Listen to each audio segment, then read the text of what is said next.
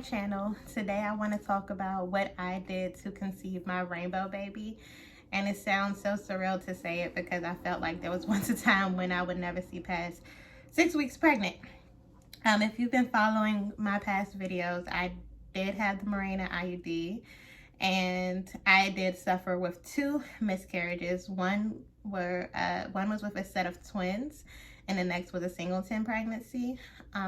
They were both very early. The first one was at 6 weeks, and the second one was at 5 weeks pregnant. So some may call it a chemical pregnancy. I think a loss is a loss regardless of how far along you were. Early, short, early pregnancy, end of pregnancy, a loss is a loss. And I pray for everyone that is going through fertility issues. It's the hardest thing, one of the hardest things that I've ever had to go through in my life, and you will get through this. You will, just like I did. So if I can help, I want to help. So I want to tell you guys what I believe helped me get this far along in my pregnancy journey. As you can see, I'm in baby girl's room. I have already recorded the room tour, so if you want to check that out, it's the video before this one. But we're so excited, and I just want to tell you ladies what I did to conceive.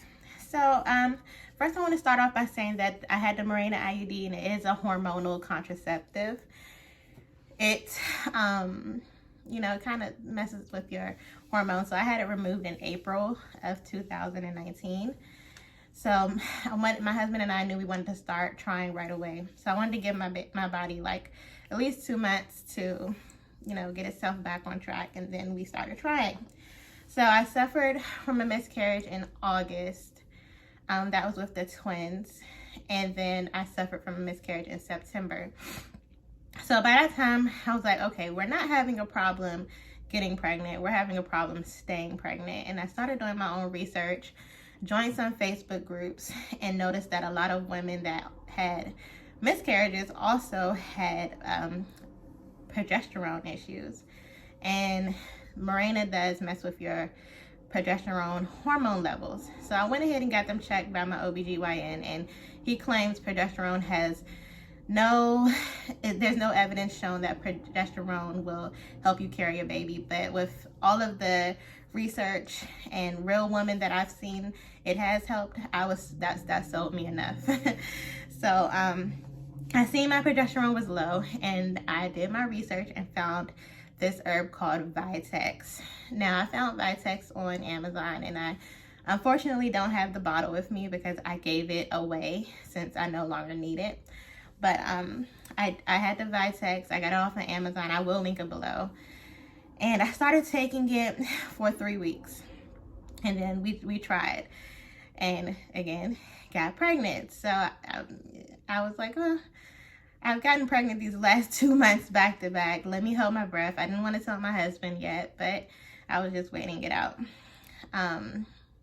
So yes, took the VITEX, got pregnant. I also want to talk to you guys about Ovulation Test. This is what mine looks like. They're just like these little sticks that you use. So you take them every day to figure out when you ovulate. And I do have a book here to show you how I recorded my ovulation days and when I knew that my husband and I should try to baby dance to conceive our baby. So if you can see, this is for the month of July. So trying to get pregnant for the month of August, that I was tracking my ovulation. So these days are the days I was on my period. And then once my period stopped, I started tracking ovulation. So you can see the line isn't dark here. I was traveling, so I wasn't testing this time.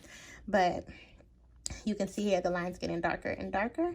And where I have a heart is where my husband and I baby danced to conceive.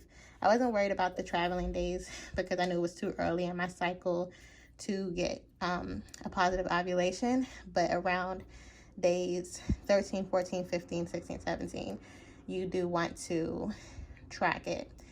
And like I said, the VITEX, when I did get pregnant with my rainbow baby, the VITEX actually helped me ovulate on day 13 and 14 between those 2 days, but you can see here that I ovulated on days 16 or 17. So when you get the strongest line, that's the day that you should baby dance. You should baby dance that day, the day after, and the day before, because you have a 24-hour period to conceive, to have a chance of the sperm meeting the egg. So along with documenting my ovulation dates, I also prep my body by taking multivitamins, prenatal multivitamins. And this one specifically has 200 milligrams of DHA. DHA is known to help with baby's brain development and a few other things. I just wanted to get my body ready and have the proper foundation to already carry a baby. I also used baby aspirin, also known as low dose aspirin. I got this from my local Target and it was about $4.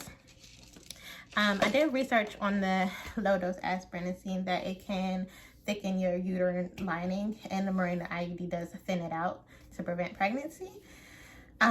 So I started taking that, and I also had high blood pressure when I was on the Mirena Iud, and I've seen that some women have used this to control their blood pressure. So I was like, might as well give it a try. I don't see what I had to lose at that point. So I started incorporating that every single day along with the VITEX. The VITEX, I took it twice a day. The low dose aspirin, I took it once a day, and the multivitamin, I took it once a day. So next, I did not wait until my missed period. I was too anxious. I'm going to talk to you guys about getting through the 2-week wait. The 2-week wait was crucial. So after you find out what day you're ovulating and you guys baby dance as much as you can, you are like, okay, I need to get through these 2 weeks till I miss my period. This is my window. I'm looking out for symptoms. So I want to talk to you guys about the symptoms that I had when I was going through my 2-week wait. One was very tender breast, and I also have tender breast when I'm approaching my periods, so you have to pay very close attention to this. When I'm approaching my period, I have tender breast for maybe 2 days and then it stops. This time I had it every single day, consistently, did not stop. Also, another very major indicator that tells me that I'm pregnant is that I have headaches really bad. So it's kind of like a pressure headache, like kind of like behind my eyes or like in the back of my head. It just feels like my head is filling with a lot of water. Kind of like if you go underwater for a very long time, I would have those headaches. And also my nose would be very congested. And I've had all these symptoms every time I was pregnant. So I started feeling these symptoms and I was like, okay, feel like I'm pregnant again, like I was the last 2 months. But something about the last 2 months that was different than this month is that for the last 2 months, I tested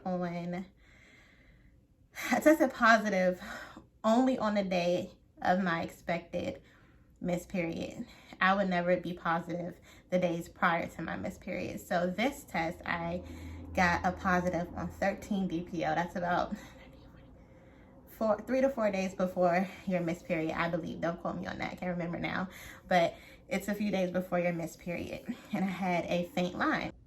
So these are my tests, and they are very old because that was about 9 months ago. Even my digital no longer says pregnant, but it was pregnant.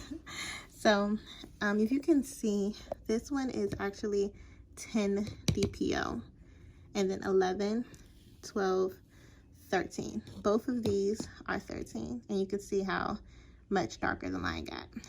This one was 14, and then this one was 15, the day of my missed period, I believe. And then once I got to the day I was expecting my period, I took a clear blue test, even wrote on the back of it, and it said pregnant. I have never gotten a word pregnant on this test before with my other 2 pregnancies. So it must have had a lot of the pregnancy hormone, enough to give me the word pregnant. So yes.